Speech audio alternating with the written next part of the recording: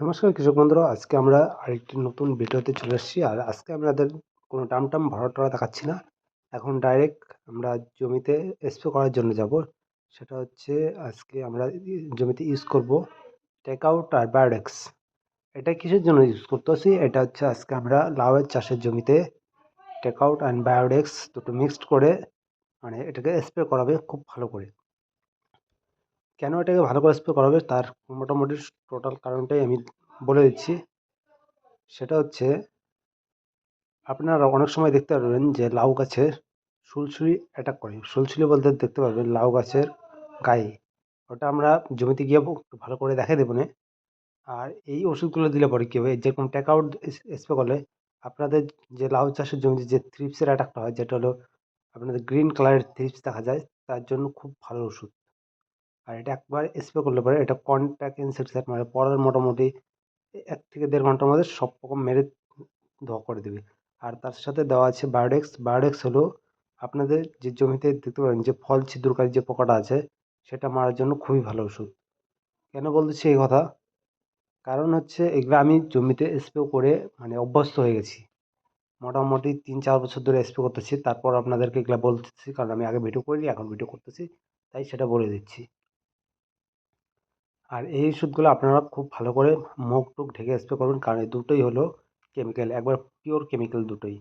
আর এটার যে টেকনিক্যাল আছে বায়োডেক্সের, এটা হলো ইমামেটিন বেনজয়েড 1.9% ইসি ফর্মেশন আছে।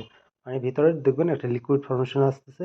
আর এখনই আমাদের যে লাউ চাষের জমি সেটা আপনারা একটুখানি পরে দেখতে পাবেন। আর আজকে বেশি করে কিছু দেখাবো না, কারণ হচ্ছে আমার যে লাউ চাষের জমিতে স্প্রে করতে নাহলে একটু প্রবলেম হয়ে যাবে। খালি কি কোন রোগের জন্য দিচ্ছি সেটা আপনারা ভালো করে মনোযোগ সহকারে সেটা দেখুন। দেখলেই বুঝতে পারবেন এটা কীরকম কাজ করবে। আর এই যে এখনই আমাদের জমিতে চলে যাচ্ছি।